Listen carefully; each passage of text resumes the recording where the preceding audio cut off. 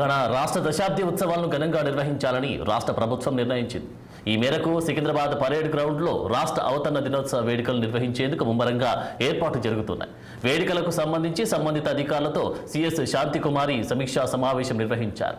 ఇక పరేడ్ గ్రౌండ్స్లో ఏర్పాట్లను పరిశీలించారు. కాంగ్రెస్ పార్టీ అధినేత్రి సోనియా గాంధీని ఈ వేడుకలకు ఆహ్వానించి ఘనంగా సన్మానించాలని కేబినెట్ సమావేశంలో ఏకగ్రీవ తీర్మానం చేసినట్టు తెలుస్తోంది. ఇక దశాబ్ది వేడుకల ఏర్పాట్లకు సంబంధించిన పూర్తి వివరాలు మా పొలిటికల్ బ్యూరో చీఫ్ రామ్లు అందిస్తారు.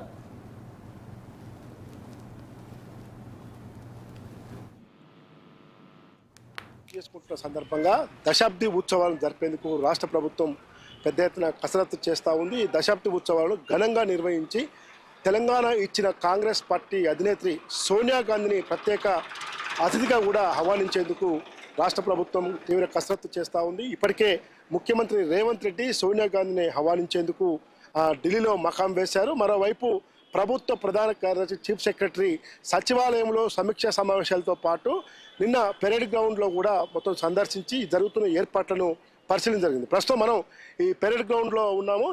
ఏదైతే దశాబ్ది ఉత్సవాలకు వేదిక అయిన పెరేడ్ గ్రౌండ్లో ఉన్నాం. ఇక్కడే రేపు ముఖ్యమంత్రి రేవంత్ రెడ్డితో పాటు రాష్ట్ర గవర్నర్ కూడా ఈ వేదికలో పాల్గొంటారు. అదేవిధంగా సోనియా గాంధీని ప్రత్యేక ఆహ్వానితులు పిలుస్తారు కాబట్టి ఆమె కూడా వచ్చే అవకాశం ఉంది. దీంతో పాటు మంత్రులు, ఇతర ఎమ్మెల్సీలు అందరూ కూడా ఉంటారు. ఇప్పటికే జాతీయ పతాకం సంబంధించిన ఏర్పాట్లను కూడా పోలీసులు గౌరవవందన సందర్భంగా ఈ జాతీయ పతాకం కూడా ఏర్పాట్లు చేస్తూ ఉన్నారు. మొత్తం పోలీసులు, వివిధ విభాగాల పోలీసులు కూడా రేపు ఈ పెరేడ్ గ్రౌండ్లో పెద్ద ఎత్తున కూడా ఈరోజు ప్రస్తుత పరిస్థితుల్లో మొత్తం పెరేడ్ ఉంటుంది. అదేవిధంగా వివిధ తెలంగాణ శకటాలు కూడా ఉంటాయి.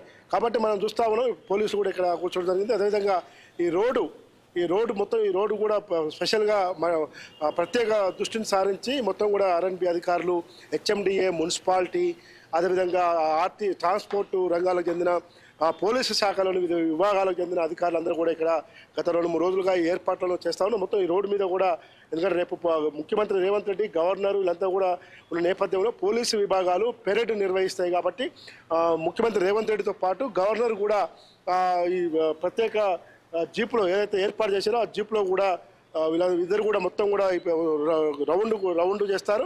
ఈ ప్రత్యేక వాహనంలో ఇట్లాంటి వాహనంలోనే పోలీసులు ముఖ్యమంత్రి రేవంత్ రెడ్డి, గవర్నర్తో పాటు ఇతర ప్రముఖులు కూడా వాహనంలో మొత్తం కూడా తిరుగుతారు. కాబట్టి మనం మొత్తం కూడా ఈ సువిశాలమైన ఈ పెరేడ్ గ్రౌండ్ మొత్తం కూడా పెరేడ్ గ్రౌండ్లో ఈరోజు పెద్ద ఎత్తున జన సమీకరణ చేయాలా, లేదు కొంతమందికే ఈ జన సమీకరణ చేయాలా, దాదాపు మహిళా స్వయం సహాయక గ్రూపుల్ని ఈరోజు సమీకరించి వేడుకలను ఘనంగా నిర్వహించాలనే దానిపైన ఇంకా ప్రభుత్వం తర్జన భర్జన జరుగుతూ ఉంది. ఇప్పటికే గత బీఆర్ఎస్ ప్రభుత్వ హయాంలో 2014లో రాష్ట్రం ఏర్పడినప్పటి నుంచి 2018 వరకు రాష్ట్రంలో అధికారంలో ఉన్న బీఆర్ఎస్ పార్టీ ఇక్కడ వేడుకలను నిర్వహించలేదు. కానీ 9 సంవత్సరాలు పూర్తి చేసుకొని 10వ సంవత్సరంలోకి అడుగెడుతున్న సందర్భంలో గత సంవత్సరమే ముఖ్యమంత్రి కేసీఆర్ ఆధ్వర్యంలో హైదరాబాద్తో పాటు రాష్ట్రమంతటా కూడా 10 ఏళ్ల తెలంగాణ రాష్ట్ర అవతరణ దినోత్సవ వేడుకలు జరిపారు. అయితే ఇప్పుడు ఇటీవల జరిగిన అసెంబ్లీ ఎన్నికల్లో కాంగ్రెస్ పార్టీ అధికారంలోకి వచ్చాక మొదటిసారి ఈ జూన్ 2 రాష్ట్ర అవతరణ దినోత్సవ వేడుకలు వచ్చాయి. కాబట్టి ప్రభుత్వం తనదైన ముద్రను కల్పించి ఖచ్చితంగా తనదైన రూపంలో కాంగ్రెస్ పార్టీ ప్రభుత్వంలో ముఖ్యమంత్రి రేవంత్ రెడ్డి ప్రత్యేకంగా ఈ వేడుకలను జరిపేందుకు కూడా సిద్ధమయ్యారు. అయితే ఇప్పటికే గత బీఆర్ఎస్ ప్రభుత్వ హయాంలో ఏదైతే తెలంగాణ రాష్ట్రం ఏర్పడిన మొదట్లోనే రాష్ట్ర గీతం జయ హే జయ హే తెలంగాణ, అదేవిధంగా తెలంగాణ చిహ్నం రాష్ట్ర ప్రభుత్వం అధికారికంగా రూపొందించిన చిహ్నంతో పాటు తెలంగాణ తల్లి విగ్రహం, ఈ మూడింటిపైన కూడా ముఖ్యమంత్రి రేవంత్ రెడ్డి గత బీఆర్ఎస్ ప్రభుత్వంలో హయాంలో చేసిన నమూనాలను మార్చేసి తనదైన ముద్రను వేసుకునేందుకు ప్రయత్నం చేస్తూ ఉన్నారు.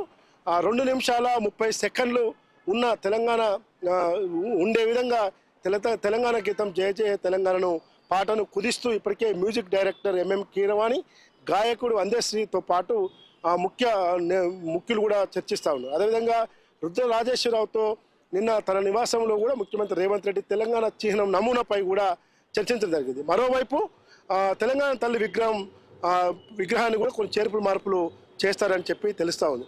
ఇంకోవైపు మొత్తం పాలన పరంగా కూడా గత బీఆర్ఎస్ ప్రభుత్వంలో ఏదైతే తెలంగాణ స్టేట్ టీఎస్గా ఉన్న గుర్తును కూడా టీజీ గుర్తును టీఎస్ గుర్తును కూడా టీజీగా మార్చేందుకు ఇప్పటికే ప్రభుత్వం కేంద్ర అనుమతి కోరింది, అనుమతి కూడా ఇచ్చింది. కాబట్టి ఇప్పటికే విద్యుత్ సంస్థల్లో టీఎస్ పిఎస్డిఎస్ బదులు టీజీఎస్పిఎస్డిఎస్ఎల్ అదేవిధంగా ఇట్లా పలు ప్రభుత్వ రంగ సంస్థలు కానీ ప్రైవేటు రంగ సంస్థలు కానీ మొత్తం కూడా టీఎస్ స్థానంలో టీజీగా మార్చాలని చెప్పి కూడా చీఫ్ సెక్రటరీ శాంతికుమారి ఇప్పటికే నిర్ణయం చేయడం జరిగింది. రేవంత్ రెడ్డితో పాటు మిగతా మంత్రులందరూ కూడా ఆయా నియోజకవర్గాల్లో జరిగే ఈ వేడుకల్లో కూడా జాతీయ జెండా ఎగరేసే కార్యక్రమంలో కూడా పాల్గొనాలని చెప్పి ఈరోజు ప్రభుత్వం నిర్ణయించింది. ఇప్పటికే దేశవ్యాప్తంగా కూడా లోక్సభ ఎన్నికల కోడ్ జూన్ 6వ తేదీ వరకు ఉన్న నేపథ్యంలో షరతులతో కూడిన క్యాబినెట్కు అనుమతి ఇచ్చిన కేంద్ర ఎన్నికల సంఘం తెలంగాణ వేడుకలకు మాత్రం పూర్తిస్థాయి అనుమతి లభించింది. కేంద్ర ఎన్నికల సంఘం ఇచ్చిన అనుమతి నేపథ్యంలోనే ఈ వేడుకలను కూడా ఘనంగా నిర్వహించాలని చెప్పి ప్రభుత్వం నిర్ణయించింది. అయితే గతంలో 2014లో తెలంగాణ రాష్ట్రం ఏర్పడిన తర్వాత ఈరోజు మాజీ ముఖ్యమంత్రి కేసీఆర్ అప్పుడు సీఎంగా ఉన్నప్పుడు కొన్నిసార్లు మాత్రమే ఈ పెరేడ్ గ్రౌండ్లో వేడుకలు జరిగాయి. కానీ ఆ తర్వాత వచ్చిన కరోనా సమయము అదంతా కూడా మళ్ళీ వేదికను మార్చి నాంపల్లి పబ్లిక్ గార్డెన్లోని ఈ వేడుకలు నిర్వహించారు. దాంతోపాటు ప్రగతి భవన్లో మరియు రాజ్భవన్లో గవర్నరు జాతీయ జెండా ఎగురవేసేవారు. కానీ ఈసారి మొన్న జరిగిన అసెంబ్లీ ఎన్నికల్లో పూర్తిస్థాయి మెజార్టీతో రాష్ట్రంలో కాంగ్రెస్ పార్టీ అధికారంలోకి వచ్చిన నేపథ్యంలో ముఖ్యమంత్రి రేవంత్ రెడ్డి ఈ వేడుకలపై ప్రధాన దృష్టిని సారించారని చెప్పి అనుకోవాలి.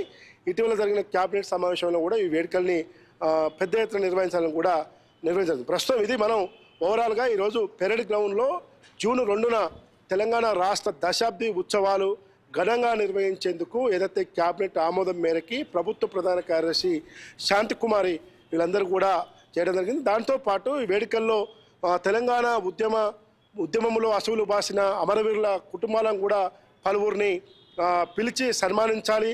దాంతోపాటు వాళ్ళకు కొన్ని ఏమైనా కొత్త పథకం కూడా ప్రభుత్వం తరఫున ప్రకటించాలా అనేది కూడా చర్చ నడుస్తూ ఉంది. మరోవైపు 69 ఉద్యమకారులను కూడా కొంతమందిని పిలవాలని చెప్పి కూడా ప్రభుత్వం నిర్వహించింది. దాంతోపాటు కవులు, కళాకారులు, విద్యావంతులు వాళ్ళందరూ కూడా ప్రత్యేక అతిథులు కూడా పిలవాలని చెప్పి ప్రభుత్వం నిర్ణయించింది. ఈ నేపథ్యంలోనే ముఖ్యమంత్రి రేవంత్ రెడ్డి ప్రస్తుతం ఢిల్లీలో ఉన్నారు. కాంగ్రెస్ పార్టీ అధినేత్రి రాజ్యసభ హోదాలో ఉన్నారు. ఆమె యూపీఏ చైర్పర్సన్గా ఉన్నప్పుడు తెలంగాణ రాష్ట్రం ఇచ్చింది కాబట్టి ఆమెను ప్రత్యేక అతిథిగా పిలిచి పెద్ద ఎత్తున సన్మానించాలని కూడా నిర్ణయించింది. ఇది ఓవరాల్గా పెరేడ్ గ్రౌండ్ పరిస్థితి. కెమెరామెన్ ఉపేందర్తో Ramulu, 6 TV news, Hyderabad parade ground.